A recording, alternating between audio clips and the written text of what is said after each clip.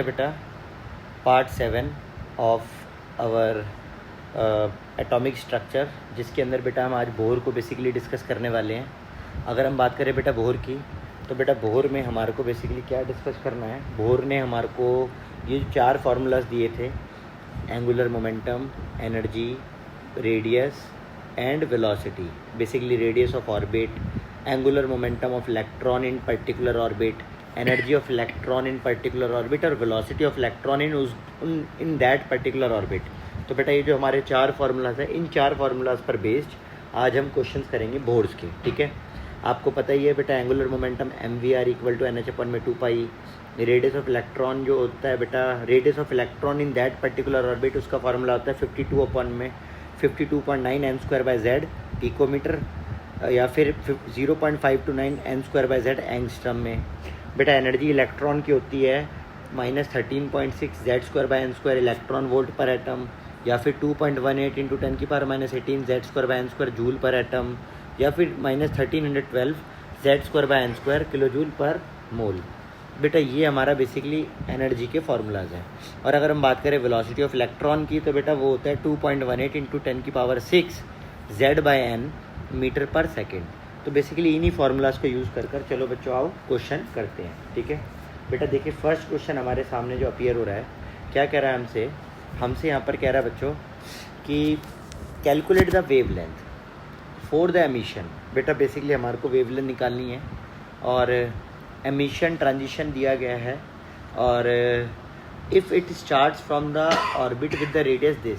तो बोल रहा है बेटा कि एक्चुअली में इस रेडियस से स्टार्ट हुआ एमिशन, शुरुआत हुई बेटा इस रेडियस से, आपको दी गई है 1.3225 नैनोमीटर, और बेटा रेडियस का एमिशन एंड हो गया इस रेडियस पर आकर के 211.6 पिकोमीटर पर एंड हो गया। Basically calculate the wavelength for the emission transition if it starts from the orbit this nanometre and ends at this picometre. बेटा अगर इस पिको को मैं नैनो में कन्वर्ट करूँ, तो आप जानते हो नैनो और पिको में बेसिकली 10⁻³ का डिफरेंस होता है। तो आप देखोगे अगर मैं इसे पिको में कन्वर्ट करूँगा तो 0.2116 नैनोमीटर ही बन जाएगा। राइट है बच्चों। तो बेसिकली ना आप ये कह सकते हो कि एक ना हायर शेल से इलेक्ट्रॉन कूद करके एक लोअर शेल में टपक रहा है। ठीक है, एक हायर शेल से इलेक्ट्रॉन कूद करके एक लोअर शेल में टपक रहा है। तो बेसिकली होगा क्या, अब आपको समझना है। ठीक है, तो अब ज़रा ध्यान से देखना और सुनना बेटा। देखो करोगे क्या, देखना ज़रा एक बारी। देखो बच्चों, अगर आप देखो इसको, आप जानते हो रेडियस का फार्मूला क्या है हमारा। बेटा रेडियस का फार्मूला है ये हमारा नैनोमीटर में है, वो ये हमारा पिकोमीटर में है, और ये वाला हमारा एंगस्ट्रम में है। ऐसा करते हैं बेटा, हम पिकोमीटर वाले फार्मूला को यूज़ कर लेते हैं। तो हम इसको नैनो में हमने जो कन्वर्ट किया है, इसको हम वापस से पिको में ही कर देते हैं, और इस नैनो वाले को हम पिको में बदल देते हैं। अगर हम नैनो को पिको में बदलेंगे बच्चों, तो आप जानते हो मुझे 1000 से मल्टीप्लाई करना पड़ेगा। तो ये हो जाएगा 1331322.5 पिकोमीटर। तो प्यारे बच्चों, अब मैं फार्मूला लिखने जा रहा हूँ आपके सामने। बेटा रेडियस का फार्मूला अभी हमने पढ़ा था। रेडियस का फार्मूला होगा आपका 52.9 z²। ये देखो बेटा 52.9 n²/z, राइट। और आपका आ जाएगा बेटा पिकोमीटर। ठीक है, ये आ जाएगा।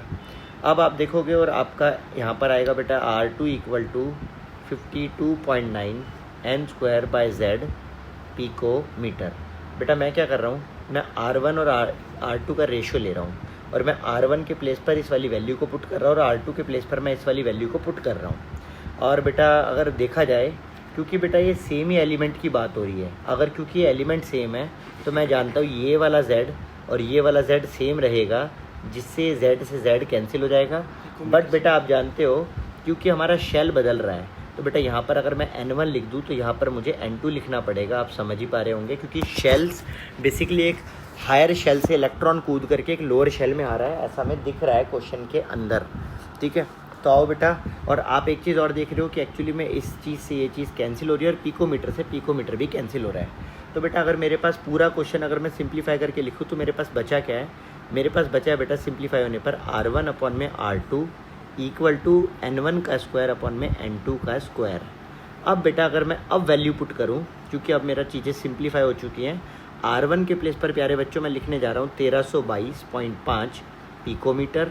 R2 के प्लेस पर बेटा मैं लिखने जा रहा हूँ R2 के प्लेस पर मैं लिखने जा रहा हूँ बेटा, मैं पिको वाला यूज़ कर रहा हूँ, ठीक है। और बेटा मैं R2 के प्लेस पर जो लिखने जा रहा हूँ वो लिखने जा रहा हूँ बेटा 211.6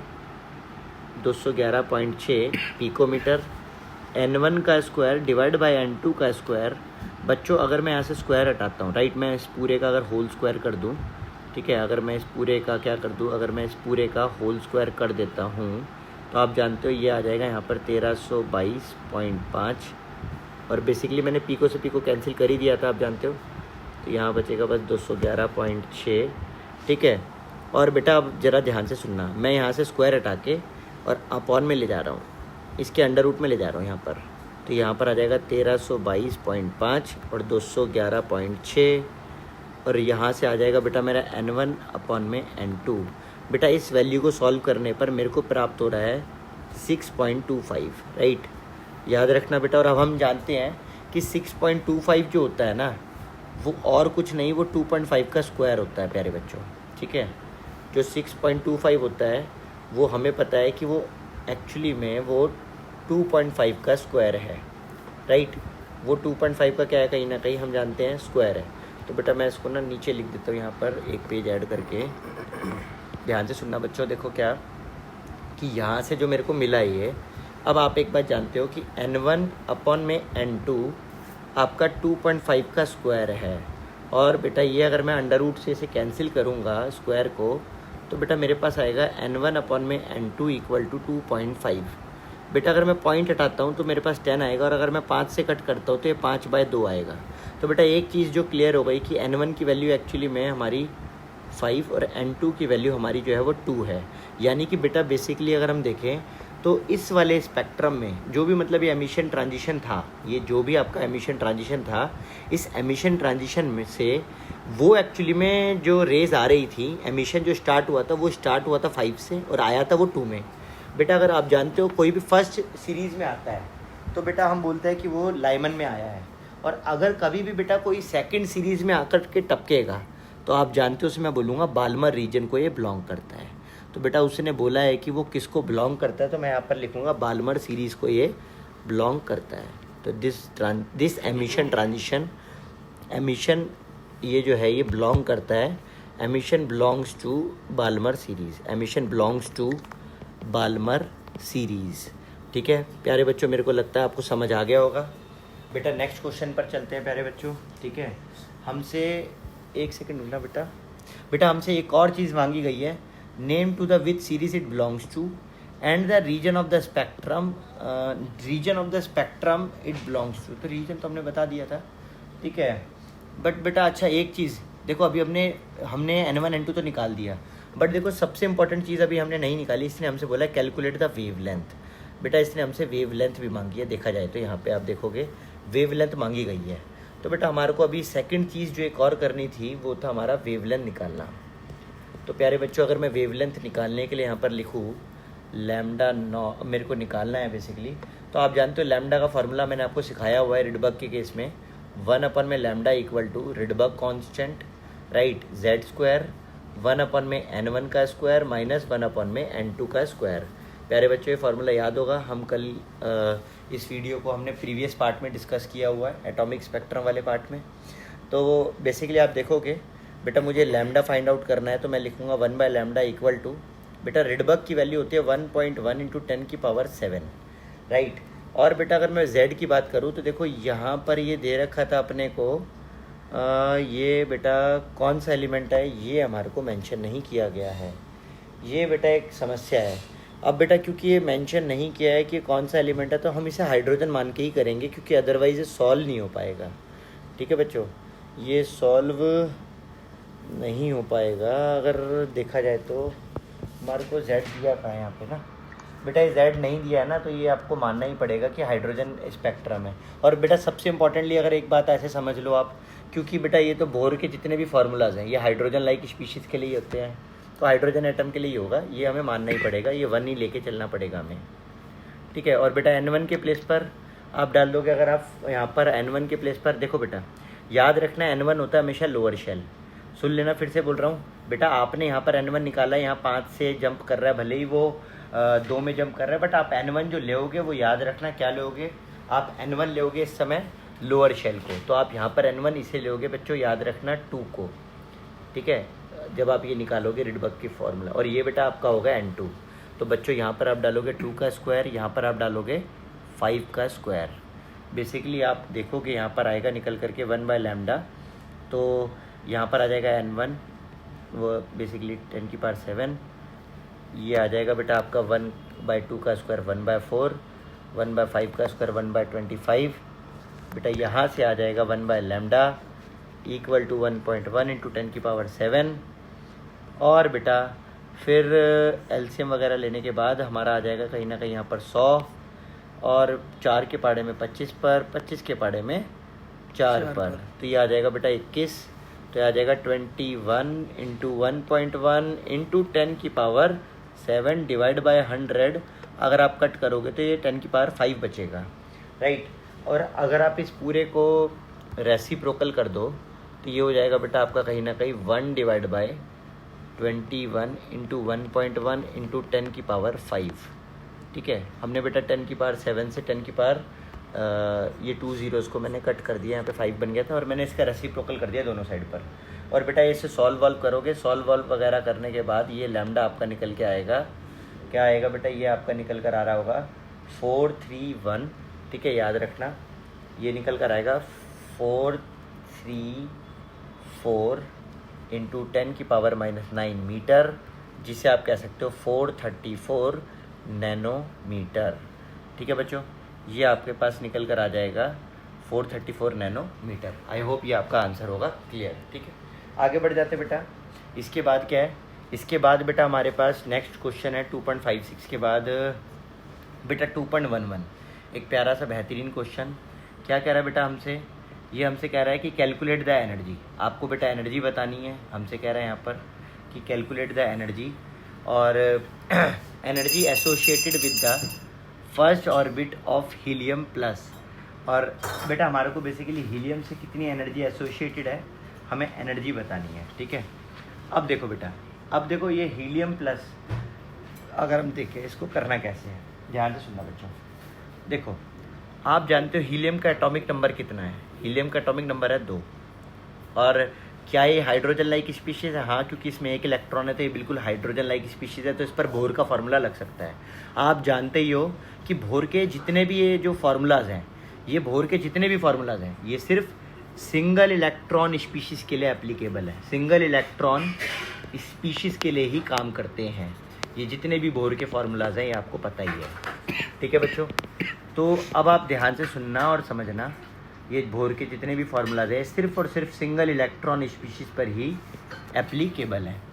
तो अगर आपको डन है तो अब आप क्या देखोगे, आपके सामने है बेटा यहाँ पर हीलियम के लिए आपको आपको एनर्जी बतानी है और आपको रेडियस बतानी है, तो आपको 2 चीज़ें फाइंड आउट करनी है, एनर्जी और बेटा जो दूसरी चीज़ आपको फाइंड आउट करनी है रेडियस।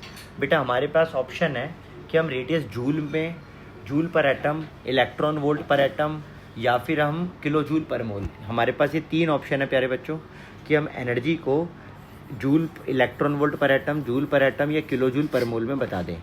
बट बेटा याद रखना मैक्सिमम केसेस में हमारे को जूल पर एटम ही यूज़ करना है, क्योंकि यही स्टैंडर्ड होती है। फिजिक्स के अंदर बेटा हम एक्चुअली में हमेशा इलेक्ट्रॉन वोल्ट पर एटम में निकालते हैं, बट हम इस केमिस्ट्री के अंदर हम इस वाली फॉर्म को ज़्यादा यूज़ करते हैं, याद रखना। तो बेटा हम जूल पर एटम में ही निकालेंगे, ध्यान से देखना। तो बेटा मैं फार्मूला यूज़ कर रहा हूँ एनर्जी का, हमारा फार्मूला सिंपल सा है बेटा, फार्मूला क्या रहने वाला है, एनर्जी इक्वल टू बेटा हमारा फार्मूला रहेगा -2.18 इंटू 10⁻⁻18 आपका रहेगा Z²/n² आपका जूल पर एटम। अगर बेटा ये रहेगा, अब ध्यान से सुनना बेटा, एनर्जी की अगर हम बात करें तो एनर्जी आ जाएगी आपकी निकल करके यहाँ से -2.18 इंटू 10⁻⁻18। एटॉमिक नंबर के प्लेस पर बेटा हम लिख देंगे 2 का स्क्वायर, और नंबर ऑफ़ शेल्स बेटा इसने बोला है कि फर्स्ट ऑर्बिट, बेटा फर्स्ट ऑर्बिट का मतलब आप जानते हो n की वैल्यू 1 हो गई, तो यहाँ पर हम लिखेंगे 1 का स्क्वायर जूल पर एटम। बच्चों कुछ नहीं है, बस 4 को मल्टीप्लाई करना है 2.18 से, आप देख ही सकते हो। 4 को अगर हम मल्टीप्लाई कर दे 2.18 से तो ये 8.72 आ जाएगा, 18 चौक 72 और 4 दूनी 8, और ये आ जाएगा 10⁻⁻18 जूल पर एटम। आसान सी वैल्यू है। आगे बढ़ जाते हैं बच्चों। इसके बाद बेटा हम निकाल लेते हैं रेडियस। हमसे मांग रहा है रेडियस क्या होगी, तो रेडियस का फॉर्मूला है बेटा Rn इक्वल टू आपका आ जाएगा, आप जानते हो रेडियस का फार्मूला हमने याद करा था 52.9 n²/z और पीको मीटर में। तो बेटा हम पीको मीटर में निकाल देते हैं, आप चाहो तो नैनो में निकाल लो, पीको में निकाल लो, इट्स अप टू यू, ठीक है। एंगस्ट्रम में भी निकाल सकते हो। तो बेटा मैं पीको में निकाल रहा हूँ, तो हम लिखेंगे 52.9 और बेटा n की वैल्यू आपको दे ही रखी है 1 का स्क्वायर डिवाइड बाय बेटा 2 है। आप देखोगे पीको मीटर में मेरी वैल्यू जो निकल कर आएगी बेटा बेसिकली वो आ जाएगी आपका निकलने पर आपका 26.45 पीको मीटर। एकदम साफ़ सुथरी सी वैल्यू आ गई है, ये आपके सामने है, ठीक है। 26.5 n²/z है ना। तो बेटा बिल्कुल ये आपका निकल कर आ जाएगा इस तरह से, ठीक है। आई होप ये आपको हो गया होगा क्लियर, ठीक है। चलिए अब 52.9 ना, चलो अब इसके बाद अगर हम बात करें बच्चों, क्या इसके बाद अगर हम देखें तो इसके बाद है बेटा आपका नेक्स्ट फार्मूला। नेक्स्ट फार्मूला के अंदर हम क्या यूज़ करते हैं, नेक्स्ट फार्मूला है हमारा, नहीं नेक्स्ट क्वेश्चन, चलो भाई नेक्स्ट क्वेश्चन पर चलें, आ जाओ बच्चों।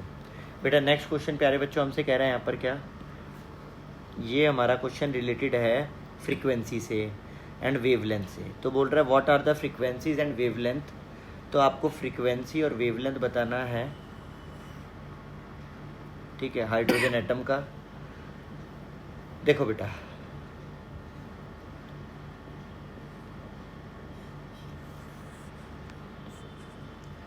देखो बच्चों ध्यान से सुनना, अगर बात आती है फ्रीक्वेंसी और वेवलेंथ के फॉर्मूला की, ठीक है, तो देखो अब आपको इस क्वेश्चन में करना क्या है, हमें कहा गया है कि आपको एक तो बतानी है what are the frequencies, number 1 thing जो आपको फाइंड करनी है फ्रीक्वेंसी, नंबर 2 थिंग जो आपको फाइंड करनी है वेवलेंथ, ठीक है, आपको निकालनी है। और इलेक्ट्रॉन कहाँ से कहाँ जंप कर रहा है तो ये भी हमारे को बता दिया गया है कि वो 5 से जंप करके और वो 2 में आ रहा है, राइट। तो वो 5 से 2 में आ रहा है जंप करके, और इन हाइड्रोजन एटम। अब बेटा देखो सबसे आसान है एनर्जी का, आप डिफरेंस निकालो एनर्जी का। अगर देखो कहीं ना कहीं देखो जब भी आपका इलेक्ट्रॉन इस प्रकार से, अगर आपका 5 से जंप करके इस तरह से इलेक्ट्रॉन 5th शेल से जंप करके अगर वो 2nd शेल में आ रहा है, इलेक्ट्रॉन इस तरह से जंप करके अगर वो 5th शेल से 2nd शेल में आ रहा है, तो बेटा आप जानते हो एनर्जी निकलेगी एनर्जी निकलेगी। एनर्जी एक यहाँ से एसोसिएटेड होगी, एक एनर्जी यहाँ से एसोसिएटेड होगी। तो बेटा बेसिकली आप जानते हो ये जो एनर्जी होगी ये डिफरेंस होगा। तो एनर्जी का जो डिफरेंस होगा वो होगा E2 माइनस E1। और बेटा वो जो एनर्जी का डिफरेंस होगा वो एनर्जी का डिफरेंस होगा इक्वल किसके बच्चों, वो इक्वल होगा 2.18, ठीक है, इंटू 10⁻⁻18 आपका आ जाएगा बेटा यहाँ पर क्या 2.18 इंटू 10⁻⁻18 और आ जाएगा Z²/n²। तो बेटा Z की वैल्यू आ जाएगी हमारा, देखो हाइड्रोजन एटम है, हाइड्रोजन एटम के लिए Z लिख लो सबसे पहले, तो Z होएगा 1 और n आपके सामने लिखे ही हुए हैं, ठीक है। तो हम लिखेंगे बेटा Z²/n² और ये आपके सामने है। तो अपन लिखेंगे बच्चों क्या Z²/n² और लिखेंगे Z की वैल्यू 1 का स्क्वायर बाय n का स्क्वायर E2 माइनस E1 ना। तो पहले हम लिखेंगे इसको, ठीक है, 2 का स्क्वायर माइनस, और बेटा माइनस फिर हम लिखेंगे माइनस का, फिर बेटा हम लिखेंगे माइनस का 2.18 इंटू 10⁻⁻18 Z² जो कि 1 का स्क्वायर बाय n का स्क्वायर जो कि हो जाएगा 5 का स्क्वायर। बच्चों ये बेसिकली मैंने इसे n2 और इसे मैंने n1 लिया है, और इलेक्ट्रॉन जंप होके आप जानते हो 5 से 2 में आ रहा है। अब देखो अगर हम जब लिखेंगे यहाँ पर तो क्या आएगा, तो देखो ये माइनस से माइनस आप जानते हो कहीं ना कहीं ये हो जाएगा प्लस, ठीक है, और आप जानते हो ये वाली टर्म रहने वाली है माइनस।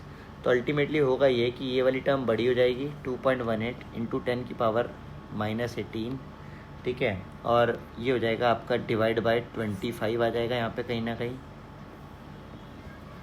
और माइनस ये बेटा माइनस माइनस ये प्लस हो गए हैं बेसिकली ना, ये दोनों प्लस हो गए हैं, तो ये मैंने प्लस लिख दिया है, और ये वाली टर्म का माइनस मैंने यहाँ लिख दिया है, और बेसिकली आप देखोगे आ जाएगा 2.18 इंटू 10 की पावर -18, ठीक है। और बेटा नीचे आ जाएगा कहीं ना कहीं 2 का स्क्वायर 4। देखो बेटा अगर मैं 2.18 कॉमन ले लेता हूँ, ठीक है, और इंटू 10 की पावर -18 अगर मैं कॉमन ले लूँ तो अंदर बचेगा 1/25 माइनस 1/4। प्यारे बच्चों इसको सॉल्व करने पर कहीं ना कहीं आ जाएगा 1/25 और 4, तो इसका एलसीएम लेने पर आएगा 100, और बेटा यहाँ पर आएगा 4 और यहाँ आएगा आपका कहीं ना कहीं 25, और माइनस करोगे तो यहाँ पर आएगा कहीं ना कहीं 21/100, और वो भी माइनस का 21/100 आएगा कहीं ना कहीं, ठीक है। और बेटा जब आप इसे मल्टीप्लाई करोगे 2.18 इंटू 10 की पावर -18 से, राइट, तो अब हमारा जो मल्टीप्लाई होने पर आंसर आएगा वो क्या आएगा बेटा, हमारा मल्टीप्लाई होने पर आंसर आ रहा है कहीं ना कहीं माइनस का 4.58, ठीक है, इंटू 10 की पावर माइनस का 19 जूल। ये मैंने सॉल्व वॉल्व करने के बाद जो आ रहा है वो लिख दिया। बेटा देखो सबसे पहली बात तो यहाँ पर एनर्जी रिलीज़ हो रही है, ये नेगेटिव साइन दिखा रहा है कि यहाँ पे एनर्जी रिलीज़ होगी, और देखो हो भी रही है, हमें दिख भी रहा है कि यहाँ पर एनर्जी रिलीज़ हो रही है, ये एनर्जी रिलीज़ हो रही है प्यारे बच्चों, ठीक है। तो ये बात बिल्कुल करेक्ट है कि एनर्जी रिलीज़ हो रही है, एनर्जी नेगेटिव आई है, ये एक्सोथर्मिक कुछ है। आगे बढ़ जाते हैं। दूसरा बेटा हमसे कह रहा था फ्रीक्वेंसी बताओ। देखो हमारी एनर्जी आ चुकी है बच्चों, आप एक बात जानते हो, this is your delta E. बच्चों आप एक बात जानते हो कि डेल्टा ई जो होगा वो आपका h into new not delta nu के होगा, राइट, एनर्जी का डिफरेंस क्या होगा, या फिर आप ये कह सकते हो कि एक्चुअली में h इंटू न्यू के होगा। तो एनर्जी का जो डिफरेंस जो भी एनर्जी है वो h इंटू न्यू के इक्वल होगी। आपके पास एनर्जी आ चुकी है माइनस का 4.58 इंटू 10 की पावर -19। अच्छा ये जो नेगेटिव साइन है ना, ये अब हम यूज़ नहीं करेंगे, क्यों? क्योंकि बेटा नेगेटिव साइन जस्ट हमारे को बस ये दिखा रहा था कि वो एनर्जी निकल रही है, तो अब हम इसको इस समय यूज़ नहीं करेंगे, ठीक है। तो हम लिखेंगे बस h इक्वल टू वो मतलब delta E equal to 4.5 into 10 की पावर -19 जूल, और इक्वल टू बेटा हम लिखेंगे यहाँ पर हम लिखेंगे 6, h की वैल्यू 6.626 इंटू 10 की पावर -34, और बेटा h की जो यूनिट होती है वो होती है जूल सेकेंड। और बेटा अब हमें न्यू निकालना है। अब बच्चों ज़रा ध्यान से सुनना, देखो ये जूल से ये जूल कैंसिल हो गया, और ये जो सेकंड है ये इधर आ जाएगा नीचे, ये सेकंड इधर आ जाएगा अगर मैं यहाँ से हटा दूँ तो। अब आप देखो ये सेकंड जब नीचे आ गए यहाँ पर, तो देखो कहीं ना कहीं हमारे पास फ्रीक्वेंसी आ रही है, और वो भी सेकंड इनवर्स में होती है। आप इसी को हर्ट्स भी लिख देते हो, तो आपको समझ भी आ गया होगा। ये आपका आ जाएगा 4.58 इंटू 10 की पावर -19, और प्यारे बच्चों यहाँ से निकल कर आ जाएगा 6.626 इंटू 10 की पावर -34 क्रॉस मल्टीप्लाई के बाद। आप इसे सॉल्व वॉल्व कर लेना, सॉल्व वगैरह करने के बाद मेरे बच्चों ये आपका बन जाएगा कहीं ना कहीं फ्रीक्वेंसी जो आपकी आएगी वो आएगी 6.91 इंटू 10 की पावर 14 हर्ट्स, ठीक है। ये आपकी आ जाएगी फ्रीक्वेंसी। देखो बेटा हमसे दो चीज़ें मांगी गई थी निकालने के लिए, पहला हमसे कहा गया था फ्रीक्वेंसी, और दूसरा हमसे कहा गया था वेवलेंथ। देखो अभी तक हमने फ्रीक्वेंसी तो निकाल ली, बट अभी तक हमने वेवलेंथ नहीं निकाला, यानी कि इतनी देर से जो हम कर रहे थे वो हम फर्स्ट पार्ट को अचीव कर रहे थे, फ्रीक्वेंसी को। तो बेटा हमने फर्स्ट पार्ट यहाँ से करना स्टार्ट करा था, उससे पहले जो करा था वो एसेंशियल था, वो मतलब अभी तक वो निकालना ही नहीं था, मगर उसके बिना निकल नहीं पाता हमारा आंसर, तो वो बेसिकली ज़रूरी था बस। अब देखो सेकेंड पार्ट की बात करें, आप जानते हो बच्चों फ्रीक्वेंसी इक्वल टू होता है c/λ, राइट। अब बेटा अगर हम बात करें फ्रीक्वेंसी, तो ये फ्रीक्वेंसी के प्लेस पर लिख दो 6.91 इंटू 10 की पावर बेटा 14। बेटा सी की वैल्यू लिख दो 3 इंटू 10 की पावर 8, और बेटा लैम्डा आपको निकालना है, तो लैम्डा आ जाएगा बेटा 3 इंटू 10 की पावर 8, और फ्रीक्वेंसी के प्लेस पर आप लिख दो 6.91 इंटू 10 की पावर 14। बच्चों जैसे ही आप यहाँ पे 10 की पावर 14 लिखते हो, ठीक है, तो अब आप जब इसे सॉल्व करोगे तो बेटा सॉल्व होने पर कहीं ना कहीं ये 434 इंटू 10 की पावर -9 मीटर आएगा, जिसका मतलब है बेटा 434 नैनोमीटर। आई होप प्यारे बच्चों ये आपको समझ आ गया होगा, ठीक है। आसान है क्वेश्चन। फ्रीक्वेंसी मतलब बेसिकली हमारे को फ्रीक्वेंसी दे रखी थी, हमने निकाली थी, अभी फाइंड आउट करी थी, इस वैल्यू को हमने यहाँ डाल दिया, और हमें वेवलेंथ निकालना था। सी की वैल्यू सभी को पता होती है कि 3 लाख किलोमीटर पर सेकेंड स्पीड ऑफ लाइट होती है, राइट है। आई होप ये 2.10 आपको समझ आया होगा अच्छे से। चलो बच्चों नेक्स्ट क्वेश्चन पर बढ़ते हैं आगे। नेक्स्ट क्वेश्चन देखो हमसे क्या कह रहा है अब जरा। 2.10 के बाद हमारा नेक्स्ट क्वेश्चन है बेटा 2.14, ठीक है। एक प्यारा सा क्वेश्चन, बेहतरीन क्वेश्चन, क्या कह रहा है बेटा हमसे 2.14 कह रहा है how much energy is required to ionise the hydrogen atom. बेटा हाइड्रोजन के एटम को आयनाइज करना है, और आयनाइज करने का मतलब होता है बेटा इलेक्ट्रॉन निकालना है। ठीक है, तो यहाँ पे बार बार पढ़ोगे, आपने मिलिगन ऑयल ड्रॉप में भी पढ़ा था, हम वहाँ पे गैसेस को आयनाइज करते हैं। तो आयनाइज करने का मतलब होता है इलेक्ट्रॉन निकालना। तो बेटा बेसिकली हम हाइड्रोजन के एटम को आयनाइज करके उसमें से इलेक्ट्रॉन निकालने वाले हैं। मान लेते हैं हाइड्रोजन का एटम है, और इस हाइड्रोजन के एटम को हम आयोनाइज करके, इसे हम आयोनाइज करके, और इसके अंदर से हम क्या निकालेंगे, इसके अंदर से हम निकालेंगे इलेक्ट्रॉन बाहर निकालेंगे, इलेक्ट्रॉन बाहर आएगा। अब बोल रहा है कि इलेक्ट्रॉन आयनाइज करना है। If electron occupies the 5th orbit, बेटा बोल रहा है कि इलेक्ट्रॉन जो है इस समय 5th ऑर्बिट में है। तो अब अगर वो 5वीं ऑर्बिट में है तो कह रहा है कि बताओ वहाँ से इलेक्ट्रॉन निकालने में कितना एनर्जी लगेगा। तो देखो बेटा ध्यान से सुनना। अच्छा एक बात और कह रहा है कि ना आपको ना compare your answer with the ionisation enthalpy. कह रहा है आपको उसकी वैल्यू को कंपेयर करना है आयोनाइजेशन एंथैल्पी से। अब बेटा मेरी बात सुनना, आयोनाइजेशन एंथैल्पी जो होती है ना वो बेटा हमेशा ना 1 जूल के लिए होती है। वो हमेशा 1 मोल के लिए होती है। सॉरी बेटा फिर से सुन लेना, आयोनाइजेशन एंथैल्पी जो होती है वो हमेशा 1 मोल के लिए होती है। ठीक है, तो बेसिकली हम कंपेयर करेंगे। चलिए आइए करते हैं कंपेयर, शुरू करते हैं बेटा क्वेश्चन को करना। ठीक है, आसान सा क्वेश्चन है, कर लेंगे, डोंट वरी। देखो तो आओ करके देखते हैं ज़रा कहाँ है हमारे फार्मूलाज, ये रहे। तो देखो बेटा हम सबसे पहले क्या करते हैं ना, हम सबसे पहले एनर्जी हमें निकालनी है और कंपेयर करना लास्ट में। ठीक है, तो हम सबसे पहले फार्मूले का इस्तेमाल कर लेते हैं। या तो हम ये वाला यूज़ कर लें, ये भी ठीक है, चाहे तो हम ये वाला भी यूज़ कर सकते हैं, ये भी ठीक है। तो यहाँ पर बेसिकली जूल पर एटम में है और यहाँ पर जूल पर मोल में है। ठीक है, तो हम कोई भी यूज़ कर सकते हैं। तो हम ये नीचे वाला फार्मूला यूज़ कर लेते हैं, -1312 Z²/n² किलो जूल पर मोल। ठीक है, तो -1312, ध्यान से देखना बेटा, energy equal to -1312 Z²/n² kilo joule per mole हमारे को दे रखा है। ठीक है बेटा, अब जरा ध्यान से सुनना और समझना।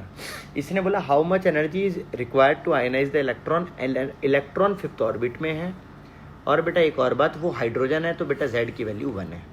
तो अगर आप देखो यहाँ पर मैं अगर इन वैल्यूज़ को डाल दूँ तो -1312 Z की वैल्यू 1 का स्क्वायर, N की वैल्यू 5 का स्क्वायर, किलो जूल पर मोल डाल ही दिया हमने। और बेटा तुम देखोगे यहाँ पर आ जाएगा -1312 डिवाइड बाय 25। अगर बेटा मैं -1312 को 25 से डिवाइड करूँगा बच्चों, ठीक है, तो कहीं ना कहीं यहाँ पर निकल कर जो आएगा वो आएगा कहीं ना कहीं यहाँ पर निकल कर 0. भैया आ जाएगा 0.1312 डिवाइड बाय 25 ना, ये आ जाएगा कहीं ना कहीं 52.48 किलो जूल पर मोल। अब मेरी बात को ज़रा ध्यान से सुनना और समझना। ये मेरी एनर्जी आ गई है कब, जब मैं 5th ऑर्बिट से इलेक्ट्रॉन निकालता हूँ। और बेटा मुझे कंपेयर करना है ionisation enthalpy of hydrogen atom से जब मैं इलेक्ट्रॉन निकालूँ 1st ऑर्बिट से। तो बेटा ये तो मेरा है केस 5 का। अब मैं बेटा ये केस 1 था मान लो, ठीक है। अब मैं केस 2 में क्या है, इलेक्ट्रॉन निकालूंगा और वो भी 1st शेल से।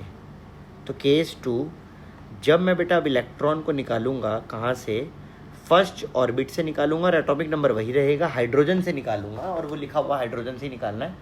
अब बेटा अगर मैं यही सेम फार्मूला को लगाऊंगा अगर, तो आप जानते ही हो मेरे यहाँ पर आएगा क्या, energy equal to -1312 Z²/n² kilo joule per mole. और मैं अगर यहाँ वैल्यू डालूँ 1312, Z की वैल्यू डाल दूँ 1 का स्क्वायर, N की वैल्यू डाल दूँ 1 का स्क्वायर किलो जूल पर मोल।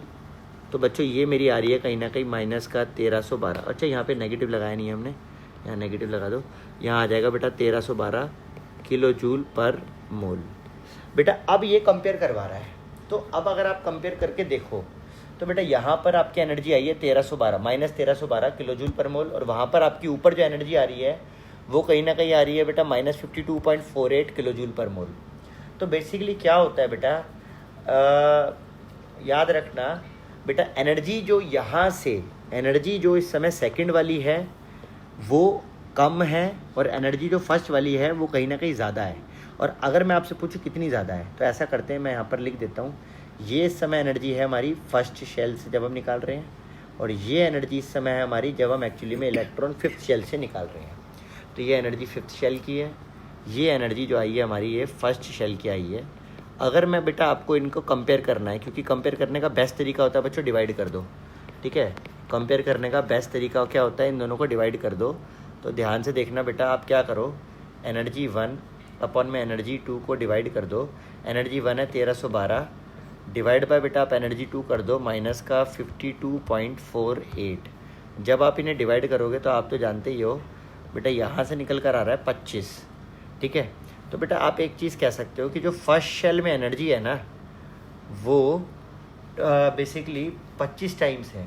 तो बेटा आप कह सकते हो energy required to remove the electron from first orbit is 25 times than that the required to remove from the fifth orbit. तो एनर्जी बेटा फर्स्ट शेल से निकालने के लिए 25 गुना ज़्यादा लगानी पड़ेगी आपको प्यारे बच्चों, बजाय आपको इलेक्ट्रॉन को निकालने के लिए फिफ्थ शेल से। यहाँ पे फिफ्थ लिख दो बेटा, ठीक है। तो यहाँ पर फिफ्थ शेल से।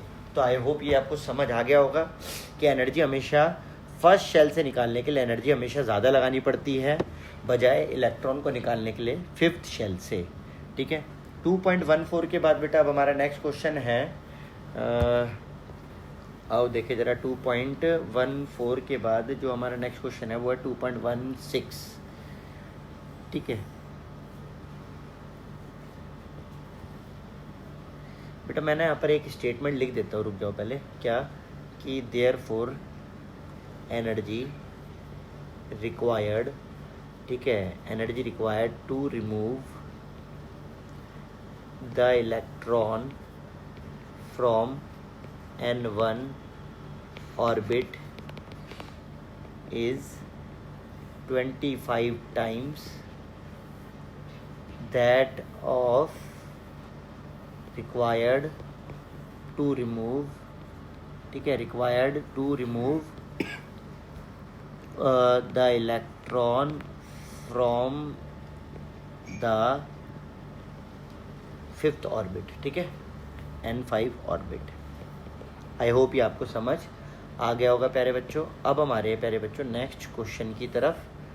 नेक्स्ट क्वेश्चन बेटा हमसे क्या आ रहा है, देखो ये हमसे कह रहा है बच्चों, ध्यान से देखना जरा। अब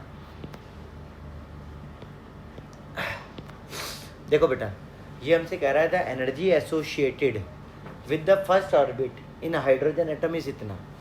बेटा हमारे को एनर्जी दे रखी है जो एसोसिएटेड है हाइड्रोजन एटम से, वो दे रखी है बेटा हमारे को, वो दे रखी है माइनस का 2.18 इंटू 10 की पावर माइनस का 18 जूल पर एटम। ये हमें एनर्जी दे रखी है। बेटा बोला गया what is the energy associated with the fifth orbit, बोला गया व्हाट इज द एनर्जी, जो क्या एनर्जी एसोसिएटेड होगी फिफ्थ ऑर्बिट से। देखो बेटा फर्स्ट ऑर्बिट से ये एनर्जी, और बोला गया है कि फिफ्थ ऑर्बिट से कितनी एनर्जी एसोसिएटेड होगी। अच्छा एक बड़ी मस्त बात है कि हाइड्रोजन एटम की बात चल रही है, एटम बदला नहीं है। तो हाइड्रोजन एटम के लिए आप तो जानते ही हो Z की वैल्यू हो जाएगी क्या 1। अच्छा यहाँ पे N की वैल्यू क्या है 1 है, और यहाँ N की वैल्यू क्या है बेटा 5। तो बेसिकली आपके सामने क्वेश्चन है बच्चों, आपको फर्स्ट के अंदर एनर्जी कितनी है वो दे रखी है, फिफ्थ की एनर्जी आपसे मांगी गई है। देखो बेटा फर्स्ट वाली की तो ना अब देखो करोगे क्या, कुछ नहीं करना है आपने बस एनर्जी का फार्मूला लगाना है। एनर्जी का फार्मूला क्या होता है आप तो जानते ही हो, एनर्जी का फार्मूला होता है बेटा माइनस का 2.18, और ये जस्ट हम अभी ऊपर भी करके आए हैं, सेम टू सेम क्वेश्चन है, कुछ नहीं होगा, बिल्कुल सेम टू सेम क्वेश्चन है, ऊपर वाले की तरह ही ऑलमोस्ट मिलता जुलता। बस वहाँ पर 1312 किलो जूल में थी, यहाँ पर इस बार बस हम जूल पर मोल में जूल पर एटम में एनर्जी को यूज़ कर रहे हैं बस। तो बेटा देखो माइनस 2.18 इंटू 10 की पावर माइनस 18, और बेटा आपके पास आ जाएगा फार्मूला क्या है आपको तो आप जानती हो Z²/n² जूल पर एटम आपका फार्मूला होता है। बेटा अब आप देखोगे अगर मैं पुट करूं तो माइनस का 2.18 इंटू बेटा 10 की पावर माइनस 18, Z की वैल्यू आपके पास प्यारे बच्चों आ जाएगी 1 का स्क्वायर, N की वैल्यू आ जाएगी बच्चों आपके पास 5 का स्क्वायर, क्योंकि मैं फिफ्थ शेल से एसोसिएटेड एनर्जी निकाल रहा हूँ। तो बेटा जब आप इसे डिवाइड करोगे तो डिवाइड होने के बाद ये कहीं ना कहीं बनकर आएगा, क्या कहीं इसको ये आ जाएगा कहीं ना कहीं -0.087 872 इंटू 10 की पावर माइनस 18। इसे अगर आप थोड़ा सा घुमा फिरा के लिखोगे तो ये बन जाएगा माइनस का 8.72 इंटू 10 की पावर माइनस 18, वो 18 नहीं, इस समय आएगा माइनस का 20 जूल पर एटम। ठीक है बच्चों, तो आई होप ये आपको समझ आ गया होगा। करनी कैसे है, आसान है। एनर्जी निकल चुकी है आपकी फिफ्थ ऑर्बिट के केस में। ठीक है, अब हमसे क्या कह रहा है, अब हमसे कह रहा है पहली बात तो what is the energy associated with the fifth orbit. हमने एनर्जी तो निकाल ली फिफ्थ ऑर्बिट से क्या जुड़ी हुई है। अब बेटा हमसे एक चीज़ और मांग रहा है, ध्यान से सुनना। कह रहा है कैलकुलेट द बोर्स रेडियस। कह रहा है भाई बोर की फिफ्थ ऑर्बिट में रेडियस क्या होगी हाइड्रोजन एटम की ही। बेटा प्यारे बच्चों, रेडियस का फार्मूला आप जानते ही हो। रेडियस का फार्मूला जो मैं यूज़ करता हूँ वो रहता है आपका 52.9, ठीक है, n²/z पिकोमीटर में मैं इस्तेमाल करता हूँ हमेशा। आप चाहो तो नैनो वाला यूज़ कर लो, एंगस्ट्रम वाला यूज़ कर लो। अब हमें फिफ्थ केस में निकालनी है, फिफ्थ ऑर्बिट की निकालनी है। तो बेटा n की वैल्यू 5 हो गई और z की वैल्यू आप जानती हो, हाइड्रोजन एटम है तो 1। और बेटा पिकोमीटर में अगर आप इसे 25 से मल्टीप्लाई करोगे, आप जानते हो 52.9 को, तो आपका 1322 आएगा। बेटा ये फैक्ट याद करने वाला फैक्ट है, आप इसको लर्न ही कर लो कि 52.9 को जब हम 25 से मल्टीप्लाई करते हैं तो 1322.5 आता है। ठीक है, ये याद कर लो आप। ठीक है, आप एंगस्ट्रम में चाहो तो एंगस्ट्रम में कर सकते हो, इसे पीको में कन्वर्ट कर सकते हो, तो इट्स अप टू यू बच्चों। आप इसे अगर कन्वर्ट करोगे, मान लो अभी इसे अगर आप कन्वर्ट करना चाहो एंगस्ट्रम में, तो आप इसे एंगस्ट्रम में क्या लिख दोगे, आप इसे एंगस्ट्रम में लिख दोगे 1322.5 एंगस्ट्रम। और अगर आप इसे कन्वर्ट करना चाहो नैनो में, तो आप इसे नैनो में लिख दोगे 13225 नैनोमीटर। तो आप कुछ भी कर सकते हो, इट्स अप टू यू। चलिए आगे बढ़ जाते हैं। 2.16 के बाद प्यारे बच्चों अब हमारे पास है 2.18 क्वेश्चन नंबर। क्या कह रहा है 2.16 के बाद 2.18? बेटा 2.18 हमारा प्यारा सा क्वेश्चन है। देखो आसान सा क्वेश्चन है, हो जाएगा बड़ा आसानी से। बस इसमें अर्ग दिया गया है, आपको अर्ग के बारे में पता होना चाहिए। अगर आपको नहीं पता है तो हम बताएंगे, डोंट वरी। ठीक है, ये बेटा पहले यूनिट्स इस्तेमाल होती थी, अब ये यूनिट्स बंद हो चुकी हैं बेसिकली। ठीक है, तो अब एक बार जान लो बच्चों क्या है। देखिए बच्चों तो आपसे कहा गया है कि एनर्जी इलेक्ट्रॉन की जो है इतनी दी गई है आपको, ग्राउंड स्टेट में एनर्जी इतने अर्ग दी गई है। ठीक है, तो बेटा एक बात छोटी सी जो आपको याद ही कर लेनी चाहिए। ठीक है, क्या ये आपको दे रखा है ना, जैसे आप एक याद कर लो कि 1 जूल में 10 की पावर 7 अर्ग्स होता है, ये आपने याद कर लेना है। ठीक है, ये छोटी सी बात आपने याद कर लेनी है और कुछ नहीं है। ठीक है, 1 जूल में 10 की पावर 7 अर्ग्स होता है, ये आपने याद कर लेना है और कुछ नहीं है। देखो बेटा आपको एनर्जी जो दी गई है यहाँ पर, आपको एनर्जी दी गई है 2.18 इंटू 10 की पावर माइनस 11 अर्ग दिया गया है। आप जानते हो, अब देखो 1 अर्ग यहाँ से क्या आ रहा है, तो आप देखोगे यहाँ से 1/10 की पावर 7 जूल आ रहा है। और जब ये वैल्यू ऊपर जाएगी तो हो जाएगी 10 की पावर माइनस 7 जूल। तो एक तरीके से 1 अर्ग इक्वल टू 10 की पावर 7 माइनस का जूल होता है। तो अब एक बार मेरी बात को समझना, अगर आप इस अर्ग की जगह पर अगर आप यही वैल्यू को डाल दो, ठीक है, तो आप पाओगे आपके पास आ जाएगा -2.18 इंटू 10 की पावर माइनस 11। ठीक है, और यहाँ आ जाएगा बेटा इंटू 10 की पावर माइनस 7 जूल। तो बेसिकली हो जाएगा वही 2.18 इंटू 10 की पावर माइनस 18 जूल। देखो बेटा ये हमें पहले से ही पता था, मैं जानबूझ के आपको करके दिखाया ताकि आपको एक्चुअली में ना क्लैरिटी आए कि करते कैसे हैं। ठीक है, तो अब मेरी बात सुनना बच्चों, ये तो मेरे को ऑलरेडी पता था कि एनर्जी ये रहती है, बट आपको एक बार दिखाना चाहते हैं कि क्या है बेसिकली कंसेप्ट। तो एनर्जी बेटा फर्स्ट हाइड्रोजन की ग्राउंड स्टेट में जो एनर्जी दी गई है वो हमें पता ही ये होती है, और मतलब हमें पता ही था और बस हमने एक बार करके देख ली। अब बेटा क्वेश्चन क्या कह रहा है उसको समझना। क्वेश्चन हमसे कह रहा है प्यारे बच्चों कि calculate the what is the energy in the joule to shift the electron of hydrogen atom from first Bohr orbit to the fifth. बेटा हम बेसिकली इलेक्ट्रॉन को जंप कराने वाले हैं प्यारे बच्चों, और इलेक्ट्रॉन को हम 1 से जंप करा के 5वें में ले जाने वाले हैं। ठीक है, हम बेसिकली पहले से उठा के 5वें में ले जाने वाले हैं इलेक्ट्रॉन को। ठीक है, तो अब प्यारे बच्चों हम लिखेंगे क्या, आप तो जानते हैं यार, एनर्जी इक्वल टू हम लिखेंगे E2 माइनस E1। आप चाहो तो यहाँ पर एक्चुअली में यहाँ पे 5 भी लिख सकते हो। ठीक है, यहाँ पे E5 लिख दो तो फिर यहाँ भी 5 लिख दो, कोई दिक्कत नहीं है। ठीक है, तो मतलब आप कुछ भी कर सकते हो, इट्स अप टू यू। ठीक है, तो ऐसे लोड वोड मत लेना। अब इधर आ जाओ। तो देखो बेटा, तो अब आप लिखोगे क्या, एनर्जी का फार्मूला होता है बेटा आपके सामने है कि 2.18 इंटू 10⁻⁻18 और बेटा होता है आपको पता ही है क्या होता है आपका, एक मिनट रुकना, जेड स्क्वायर, ठीक है, जेड का स्क्वायर। तो जेड बेटा आपका हाइड्रोजन एटम है, तो हाइड्रोजन एटम की वजह से मैं जेड की वैल्यू 1 ले रहा हूँ, तो बेटा मैं वो 1 का स्क्वायर डायरेक्ट ही लिख रहा हूँ और n के स्क्वायर की जगह मैं लिख रहा हूँ बेटा यहाँ पे 5 का स्क्वायर, ठीक है। और बच्चा फिर मैं लिख रहा हूँ माइनस, और फिर मैं लिख रहा हूँ माइनस ऑफ 2.18 इंटू 10⁻⁻18 और बच्चों अब आप देखोगे मैं यहाँ लिख रहा हूँ क्या, इंटू, फिर मैं लिख रहा हूँ 1 अपॉन में आपका, इस समय इलेक्ट्रॉन फर्स्ट और शेल में है तो फर्स्ट का 1 का स्क्वायर, और मैं यहाँ पे यहाँ पर बेसिकली मैं यहाँ पर इस तरह से ब्रैकेट क्लोज कर रहा हूँ। अब आप देखोगे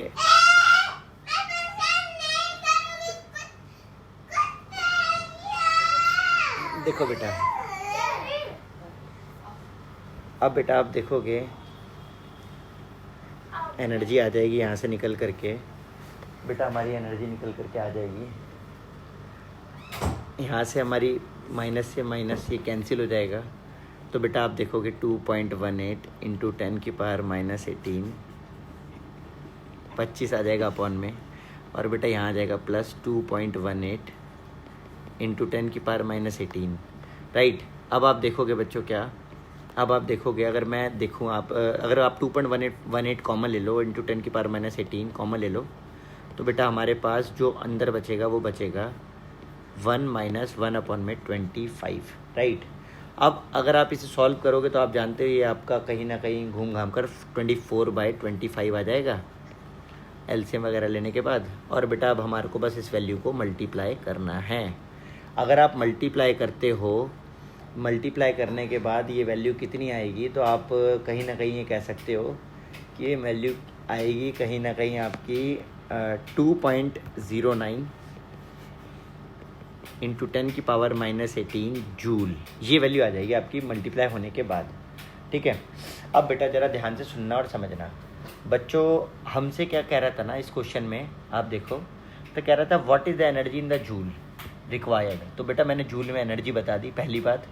और दूसरा बेटा हमसे कह रहा था कि what is the wave length, तो बेटा पहली चीज़ जो हमसे मांग रहा था that is the energy, right. और दूसरी चीज़ जो बेटा हमसे मांग रहा था that is the wave length. तो बेटा हम दूसरी चीज़ के लिए मेहनत करते हैं थोड़ा सा। तो प्यारे बच्चों आप तो जानते ही हो डेल्टा ई इक्वल टू होता है आपका एच इंटू न्यू के, या फिर आप कह सकते हो HC/λ के। तो बेटा हम इस वाले और इस वाले फॉर्मूले को अगर हम इस्तेमाल करें तो बेटा हम लिखेंगे क्या कि एनर्जी हमें दे रखी है 2.09, एनर्जी हमें दे रखी है 2.09 इंटू 10⁻⁻18, और बेटा HC की वैल्यू बच्चों हम जानते ही हैं कि HC की वैल्यू क्या होती है। HC की वैल्यू हमारी होती है बेटा 2 इंटू 10⁻⁻25, राइट। ये बेटा हमने लास्ट वीडियोस में बहुत अच्छे से करा है, और लैम्डा हमें निकालना ही था। तो बेटा यहाँ से आपका लैम्डा वगैरह सॉल्व होने के बाद आपका आ जाएगा कहीं ना कहीं 951 और इंटू 10 की पावर ये 951 एंगस्ट्रम आपका कुछ आपका वैल्यू निकल के आ जाएगा बेटा, याद रखना, ठीक है। ये आपका वैल्यू कुछ आ जाएगा ऐसा काटा पीटी करने के बाद, ठीक है। ये वैल्यू कहीं ना कहीं 951 एंगस्ट्रम आ जाएगा बेटा। मेरी वैल्यू हल्का सा फ्लक्चुएट करेगी एक्चुअली में, आंसर तो ये आएगा, बट जब आप इसे मेरी वैल्यू फ्लक्चुएट क्यों कर रही है इसका रीज़न है क्योंकि बेटा मैंने HC की वैल्यू राउंड ऑफ करके लिखी है। तो आपको तो पता ही है बेटा हम राउंड ऑफ करके ले रहे हैं। एग्जैक्ट आंसर 951 एंगस्ट्रम है और रियल आंसर बेटा 1045 करके आएगा, ठीक है। बट हम एग्जैक्ट नहीं ले पाएंगे बच्चों, आपको पता है, वरना अदरवाइज़ हमारा पेपर ही छूट जाएगा, ठीक है। तो बेटा ये वाला पार्ट हमारा पार्ट 2 था, राइट। आई होप ये आपको समझ आ गया हो। चलो बेटा अब हम आगे बढ़ जाते हैं। ये पार्ट 2 है हमारा, ठीक है, और ये पार्ट 1 था हमारा। चलिए अब इसके बाद बेटा नेक्स्ट क्वेश्चन 2.18 के बाद हमारा जो नेक्स्ट क्वेश्चन है बेटा वो है 2.19, और इसके 2.19 क्वेश्चन क्या कह रहा है ध्यान से देखना बच्चों। देखो 2.19 क्वेश्चन हमसे कह रहा है, अब देखो बेटा 2.19 देखो बच्चों 2.19 हमसे क्या कह रहा है। 2.19 कह रहा है कि एक हाइड्रोजन एटम है, ठीक है, और मतलब electron energy in hydrogen atom, उसकी एनर्जी दी गई है हमारे को Z²/n² इतना जूल, और कह रहा है calculate the energy required two electron from second बेटा सेकंड ऑर्बिट से इलेक्ट्रॉन निकालना और लॉन्गेस्ट वेवलेंथ निकालनी है उसने कहा है। बेटा आपको तो ये बात पता ही है कि लॉन्गेस्ट वेवलेंथ कब होती है, आपको ये निकालना है, ठीक है। पहली बात तो बेटा हमारे को एनर्जी निकालनी है, ठीक है। सबसे first thing is what is the longest wavelength of light that can cause this transition. बेटा हमारे को बेसिकली लॉन्गेस्ट वेवलेंथ बतानी है, यानी कि बेसिकली हमारा इनफाइनाइट में इलेक्ट्रॉन चला जाएगा तो वही हमारे को बताना है। तो बड़ा आसान है बेटा ऐसे करना। देखो हमारे सामने क्या है, इलेक्ट्रॉन, ये न्यूक्लियस है हमारा, इलेक्ट्रॉन सेकंड शेल में है, ठीक है। और यहाँ से इसे उठा के इनफाइनाइट में पहुँचाना है। इनफाइनाइट में आप जानते ही हो बेसिकली, इनफाइनाइट में जब इसे हम भेजेंगे, ठीक है, इनफाइनाइट में जब हम इसे भेजेंगे इलेक्ट्रॉन को, ठीक है, तो आप जानते ही हो बस क्या रहेगा एनर्जी का डिफरेंस। देखो बेटा करते हैं, आओ। तो बच्चों आप देखोगे delta E equal to E2 minus E1। बेटा E2 माइनस अगर E1 की हम बात करें तो अब ज़रा ध्यान से सुनना होगा क्या। देखो E2 के अंदर हम लिखेंगे, क्या लिखेंगे हम E2 माइनस E1 में, जब हम E2 में लिखेंगे तो बेटा हम E2 के अंदर लिखेंगे यहाँ पर कि कैलकुलेट द एनर्जी रिक्वायर्ड। तो बेटा देखो हम E2 के अंदर लिखेंगे माइनस का 2.18 इंटू 10 की पावर -18 Z स्क्वायर। तो बेसिकली Z तो हाइड्रोजन है इसलिए 1 रहेगा। हाइड्रोजन के केस में आप जानते हो Z एटॉमिक नंबर 1 रहता है, तो 1 का स्क्वायर बाय बेटा हम लिखेंगे इनफाइनाइट का स्क्वायर। और 1 अपॉन में बेटा इनफाइनाइट जो होता है बच्चों वो 0 होता है, ये आप याद रखना। तो ये आपका ख़त्म ही हो गया। फिर ये वाला माइनस साइन बेटा मैंने लगा दिया यहाँ पर। फिर इसके बाद प्यारे बच्चों क्या आएगा, इसके बाद आएगा बेटा आपका E1। तो उसकी भी वैल्यू ऑलमोस्ट सेम ही होती है, तो इसी वैल्यू को मैं यहाँ पर थोड़ा सा छोटा करके लिख देता हूँ यहाँ पर। बस आप जानते हो एक फ़र्क होएगा क्या, एक फ़र्क ये होएगा कि यहाँ पर अब 1 की जगह यहाँ पर आप जानते हो इस समय हम सेकंड शेल से इलेक्ट्रॉन को निकाल रहे हैं। तो यहाँ पर मैंने सेकंड शेल से इलेक्ट्रॉन निकाल रहे हैं, इसलिए हम यहाँ 1/2 का स्क्वायर, 1/2 का स्क्वायर, 1 का स्क्वायर बाय 2 का स्क्वायर लिखेंगे। ऊपर बेसिकली ये Z का स्क्वायर लिखा है प्यारे बच्चों, नीचे N का स्क्वायर लिखा है। तो अब आप जानते हो ये तो हो गया आपका 0, और ये हो जाएगा बेटा माइनस से माइनस होने पर मल्टीप्लाई कहीं ना कहीं प्लस, और बेटा ये आ जाएगा 2.18 इंटू 10 की पावर -18 बाय 4 अगर आप करो तो ये सॉल्व होने पर ये आ जाएगा कहीं ना कहीं आपका 0.545 इंटू 10 की पावर -18 जूल। बेटा इतनी एनर्जी लगेगी एक इलेक्ट्रॉन को निकालने में, एक इलेक्ट्रॉन को सेकंड शेल से इनफाइनाइट तक पहुंचाने में। और देखो ये वैल्यू पॉजिटिव में आई है, और पॉजिटिव में आई है ना, तो इससे ये भी पता चल रहा है कि एंडोथर्मिक प्रोसेस है, देनी पड़ेगी एनर्जी। ये भी क्लियर हो रहा है कि हाँ देनी ही पड़ेगी, ये भी क्लैरिटी है हमारे को।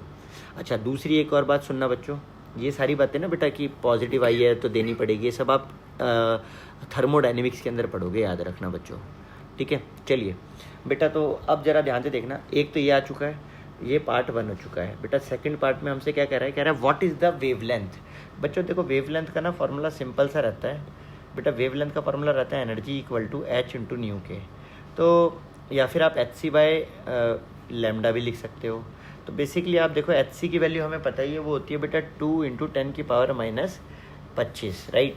ये होती है हमारी h की वैल्यू, और e की वैल्यू बेटा हमारी निकल कर आई 0.545, ठीक है, इंटू 10 की पावर -18।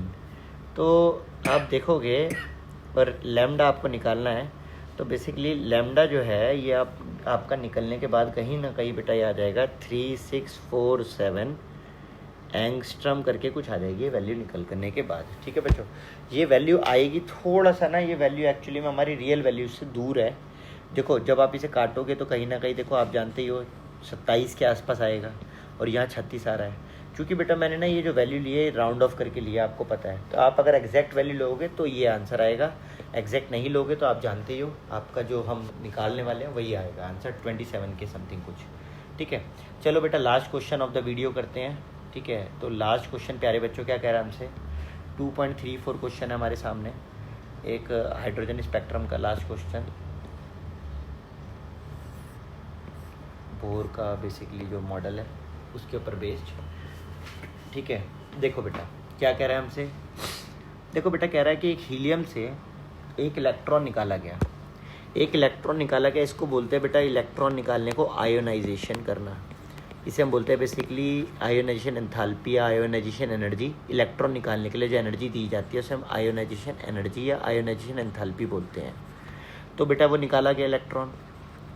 अब कह रहा है कि the ionisation energy for the hydrogen atom, बेटा वो ये होती है, कह रहा है इसकी एनर्जी क्या होगी वो बताओ। अब जरा ध्यान से सुनना बच्चों, देखो हमने हीलियम का इलेक्ट्रॉन निकाला है, तो हीलियम का एटॉमिक नंबर होता है 1 और एटॉमिक नंबर होता है 2। और बेटा इसके हमने जो ग्राउंड स्टेट से क्योंकि इलेक्ट्रॉन निकाला है, ठीक है ऑब्वियसली, तो आपने अगर उसे ग्राउंड स्टेट से निकाला तो आपने 1 से ही निकाला होगा। और बेटा जब आपने 1 से निकाल के और पहुंचाया कहाँ पे होगा उस इलेक्ट्रॉन को, तो आप जानते हो इनफाइनाइट में पहुंचाया होगा। तो अल्टीमेटली यहाँ पे formula same to same use हो जाएगा, यही वाला, ठीक है। यहाँ फार्मूला जो है, कहानी जो है यहाँ पर सेम टू सेम यही वाली बन रही है प्यारे बच्चों, सेम टू सेम यही कहानी एज इट इज़ नीचे बन जाएगी। सेम क्या कि आपके सामने जो लिखा हुआ है सब यही सब रहेगा कि इलेक्ट्रॉन जो है वो इस तरह से निकाला जाएगा, सेम कहानी एकदम, ठीक है। और वो 1 से निकाल के और उसे इनफाइनाइट में पहुंचाया जाएगा, ठीक है बच्चों। अब ज़रा ध्यान से देखना और सुनना।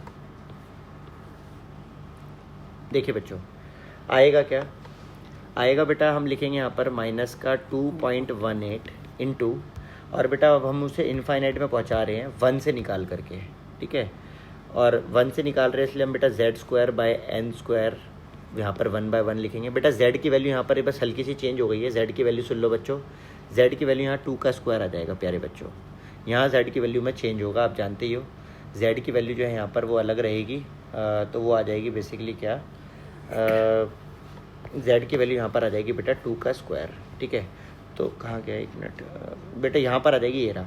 तो प्यारे बच्चों अब आप देखोगे यहाँ पर ये तो हो गया पूरा 0, राइट।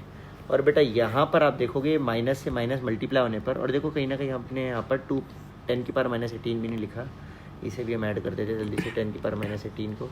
तो देखो बेटा अब आप देखोगे 2.18 इंटू 10⁻⁻18, 2 2 ज़ा 4, और इतना जूल पर एटम एनर्जी आ जाएगी। अगर आप 2 से मल्टीप्लाई करोगे तो आप जानती हो आपका 872 इंटू 10⁻18 जूल पर एटम, ये आपकी एनर्जी आ जाएगी एक इलेक्ट्रॉन निकालने के लिए from the helium plus charged ion से, ठीक है। आई होप बेटा ये आपको पार्ट जो हमारा 7 था जिसके अंदर हमने बोर के कॉन्सेप्ट को डिस्कस किया अच्छे से समझ आया होगा। बाय बाय प्यारे बच्चों।